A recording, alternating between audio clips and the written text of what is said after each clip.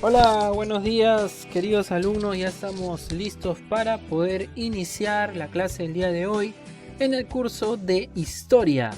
En este caso estamos desarrollando lo que viene a ser Historia Universal y hoy hemos preparado un tema muy interesante que de alguna manera nos va a ayudar a relacionar un poquito más con el tema anterior. Naturalmente hemos estado hablando sobre las diferentes revoluciones industriales que se han estado desatando en el mundo. Hemos estado hablando sobre el sistema socialista y hoy vamos a hablar pues sobre lo opuesto a ese sistema socialista, ¿no? Lo que se podría decir que es una oposición, una diferencia. Hay una gran diferencia entre estos dos sistemas, tanto el sistema capitalista como el sistema socialista. Bien, acompáñame entonces a desarrollar este tema. Cuando hablamos de capitalismo o capitalista o sistema capitalista, estamos hablando pues de un sistema económico social, ya una formación socioeconómica para poder reducirlo así un poco nada más. ¿En qué va a estar basado esto? Bueno, se va a basar en la propiedad privada de los medios de producción. Profesor, yo me acuerdo que la vez pasada usted nos habló también sobre el socialismo, que era un sistema económico, político y social. Muy bien. ¿Qué más? Y también nos dijo que en el socialismo los medios de producción eran administrados únicamente por el pueblo. Y acá nos dice que los medios de producción son propiedad privada. Total. ¿Hay una gran diferencia o no? Obviamente que sí. Hay una gran diferencia, chicos. Una gran diferencia.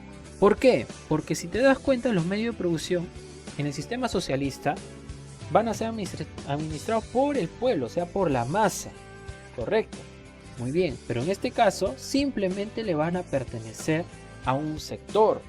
Porque cuando estamos hablando de propiedad privada, pues estamos hablando de diferentes grupos, ¿no? O diferentes personas. Por ejemplo, tú eres dueña de tu casa, ¿sí o no? O tu mamá, en este caso, ¿no? Tú no. Tu mamá es la dueña de tu casa, ¿sí o no? Naturalmente. ¿Y su casa qué viene a ser? Una propiedad privada. Otra persona, el vecino de la calle, ¿podrá entrar a tu casa? Si entra, es allanamiento, ¿sí? Si la policía entra a tu casa, es allanamiento también, ¿sí? ¿Por qué? Porque tu casa es propiedad privada. Te pertenece a ti y a tu familia. Nadie más. Correcto. En este caso, los medios de producción también van a ser simplemente posesión, ¿ya? De solamente un grupo. Profesor, ¿y ese grupo quiénes son? Para ser parte de ese grupo, chicos, tenemos que cumplir algunos requisitos, ¿ya? Tienes que tener para comenzar esto, ¿ya? Y al tener esto, vas a generar ¿qué, profesor? Esto es. Entonces, profesor, ¿usted me está diciendo que los ricos son los dueños de los medios de producción en este caso? Obviamente. No todos, jóvenes. O tú eres, por ejemplo, dueño de un yacimiento petrolífero. O tú eres dueño de una gran masa de maquinarias pesadas. O tú eres dueño de grandes hectáreas de tierra. O tú eres dueño de un río.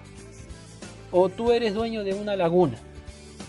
O tú eres dueño de un gran sector en donde se ubica prácticamente pues una especie de río de agua cristalina. No, ¿verdad? Entonces nosotros no somos dueños de medios de producción. Esos medios de producción lo adquieren las personas que vienen prácticamente a explotar nuestros recursos. ¿Y quiénes son esos, profesor? Las grandes empresas, las empresas extranjeras, las organizaciones naturalmente que comparten un fin, las empresas monopólicas, ¿no? ¿Este profesor también? Naturalmente que sí, ¿no? Inclusive hay bancos que de alguna forma pues tienden a generar diferentes colegios, ¿no? Implementan colegios en nuestro país, ¿no? Naturalmente por ese aspecto también son dueños de nuestro sistema educativo, si te habrás dado cuenta. Entonces, chicos, hay varias cosas que se tiene que hablar acá y al mismo tiempo pues poquito reflexionar para poder ir desarrollando nuestra propia crítica. ya no simplemente la del profesor, no me dejen criticar solo. Muy bien, vamos a hablar sobre los fundamentos del capitalismo. Ya, bueno, el capitalismo tiene un surgimiento en el mundo desde el siglo XVII, ya a mediados del siglo XVII por ahí. Se va a comenzar a desarrollar, pero no vayas a pensar, no vayas a pensar que se dio de un momento a otro. No, se tuvieron que fijar algunas bases para poder vencer al feudalismo que ya existía en el mundo. Si en el feudalismo básicamente la base central de la producción se centraba en la tierra, ya. Cuando hablamos de capitalismo ya se pasa prácticamente a hablar sobre distintos temas, por ejemplo, finanzas, industrias, se comienza a hablar de tecnología, se comienza a hablar de libre mercado, se comienza a hablar sobre diferentes puntos que de alguna manera pues le dan validez a mercados libres, ¿no? A que los gobiernos apoyen esta partida, ¿no? Que de alguna forma pues como te dije en un comienzo, esto se va a centrar en el liberalismo, ¿ya? ¿Y qué viene a ser el liberalismo, profesor? Bueno, esta base de aquí va a plantear que debe existir la libertad total para crear empresas, ¿ya? Contratar trabajadores y fijar precios. En este caso, si te das cuenta, a partir de la primera revolución industrial, una de las grandes características, chicos, fue que comenzaron a haber fábricas en este aspecto, ¿no? Y las fábricas eran controladas o eran propiedad de algunos dueños nada más, algunos jefes, ¿no? Y estos jefes contrataban trabajadores, ¿verdad? O sea, daban trabajo a diferentes personas o a las diferentes masas, porque acuérdate bien que también una de las características más es que demográficamente el mundo estaba aumentando, ¿no? Había bastante gente. ¿Cómo darle comer a toda esa gente, ¿no? Entonces, estas grandes fábricas que aparecieron en ese tiempo, estas grandes empresas, estas pequeñas empresas que aparecen en ese tiempo, ayudan prácticamente a controlar un poco eso, ¿no? A darle un poquito de estabilidad. Estos pensadores que están acá, más abajito, que es el señor Adam Smith y David Ricardo, se me pasó, estaba con sueño. A ver, tanto el señor Adam Smith y David Ricardo van a generar las bases, básicamente pues en sus trabajos que ya conocemos, las bases del liberalismo. Ellos decían que los gobiernos deben dejar actuar libremente a las fuerzas de mercado según la ley de la oferta y la demanda. Esto es lo importante, ¿no? Que todos los mercados deben ser regidos de esa misma manera, que debe haber libertad para poder producir, para poder vender, para poder comercializar, ¿no? Y cada nación, cada persona individualmente puede alcanzar su desarrollo pleno. Pero hay otro señor que vimos la semana pasada, otro bronquero, ya, que se llamaba Karl Marx, ¿no? O Carlos Marx para los hispanoamericanos, ¿no? Este señor va prácticamente a rajar, a criticar, a pisotear y a desvalorizar lo que viene a ser el sistema capitalista.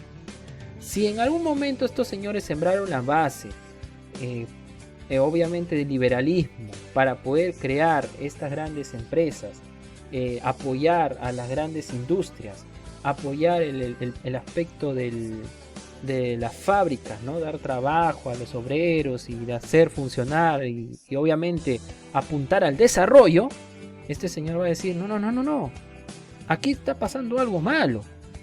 Si te das cuenta, ¿no? Este señor Karl Marx va a decir, no, eso está mal.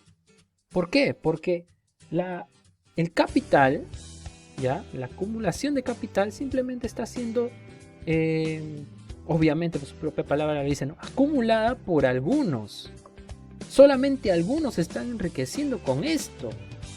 Y las personas que trabajan, las personas que dan su trabajo, obviamente pues que no están recibiendo nada, ¿no? Entonces eso está creando bastante pobreza. Y obviamente no podemos hablar de igualdad, de equidad, si en caso pues todos no tenemos las mismas condiciones. No podemos hablar de desarrollo en sociedad si hay una gran diferenciación, decía él, ¿no? Entonces en ese punto pues Karl Marx se dio cuenta pues que este sistema también tenía algunas desventajas, como lo que él proponía también, ¿no? Como que ya lo hemos hablado en puntos anteriores. Bueno, este sistema también rige por algunas instituciones capitalistas, por ejemplo las empresas, la bolsa de valores y los bancos. Las empresas naturalmente pueden ser individuales o colectivas, ¿ya? O sea, tú mismo puedes formar tu empresa, ¿ya? Y si te quieres unir pues con tu mancha del colegio, o todos se vuelven socios y todos aportan su capital y forman, ¿qué forman? Una empresa pues, ¿no? Pequeña, ¿no? De abastecimiento de diferentes productos de primera necesidad, por ejemplo, ¿no? Entonces ya estás formando una pequeña empresa, ¿no? Una MIPE, ¿no? Prácticamente se podría llamar así, ¿no? Con otras personas, ¿no? Entonces, por ende podría ser una empresa colectiva. Pero si tú simplemente quieres ser el dueño y no compartir pues las cosas con nadie, te puedes llamar, puede ser una empresa individual. La bolsa de valores es un mercado donde se van a comercializar acciones y otros valores económicos. Por este punto por este tema ha habido bastantes problemas en el mundo. Por ejemplo, está la Gran Depresión de 1873 por la sobreproducción que hubo en el mundo. Con esto te puedo dar a entender, a través de un ejemplo, ¿no? Tú tienes una empresa y comienzas a producir tanto ese producto que a la final de cuentas no tienes a quién venderle y se te comienza a estoquear y eso comienza a generar pérdidas, ¿no? Entonces las empresas, ¿qué pasó en este tiempo? Las grandes empresas comenzaron a decaer, se fueron a la bancarrota y obviamente al ver que las grandes empresas se van a la bancarrota, eso generaba que las personas no tuvieran trabajo, ¿no? Que no haya bienes, que no haya precios fijos, los precios se elevaban, ¿no? Porque al escasear, obviamente al no ver a producción, naturalmente pues iban a escasear y la gente pues iba a tener que pagar más por los productos que quedaban en stock, ¿no? Si te das cuenta. Entonces, la bolsa de valores hay una cosa de por qué se forma y para qué se forma y con qué fin se forma. En ese aspecto pues se forma con el fin de generar pues un poco más de recursos para las diferentes empresas, ¿ya? Bien, los bancos comercian con el dinero y promueven iniciativas comerciales, ¿no? Un aspecto pues que también nosotros podemos ir a un banco cualquiera y pedir un préstamo, ¿no? Cambio del sistema capitalista. Entre 1873 y 1896 el sistema capitalista sufrió una gran depresión, como ya te lo había explicado. Para poder combatir esta gran depresión, para soportar esta crisis se da la concentración empresarial. ¿Qué es lo que va a pasar? Las empresas más grandes van a terminar controlando el mercado. Te había dicho que en este tiempo pues las empresas habían entrado en una gran crisis, se estaban yendo a la bancarrota, pero habían empresas un poquito más sólidas. En este punto pues te digo, ¿no? Por ejemplo, las empresas que cayeron no eran empresas tan sólidas que digamos, ¿no? Un poco desorganizado, ¿no? Tipo tú ya sabes, ¿no? Un poco desorganizado, así las cosas, ¿no? Entonces, al no tener una buena organización, naturalmente se fueron a la bancarrota muy rápido. Pero las empresas más fuertes, más sólidas, tuvieron el control de estas que se caían porque las compraron y obviamente pues iban formando lo que era un monopolio. Así que este capitalismo a partir de ahí pues se va a desarrollar en dos fases, lo que es el capitalismo financiero y el capitalismo monopolista. El capitalismo financiero se basaba en que los estados comenzaron a ser pues parte de este mundo, ¿no? Comenzaron a participar en las entidades financieras como una empresa más, ¿no? Y en el aspecto de capitalista monopolista pues se estuvieron formando asociaciones monopólicas como los trusts, los holding y los cárteles. Muy bien chicos, eso sería todo entonces, pero pues que de alguna manera hemos llenado algunas dudas y nos vemos la próxima semana.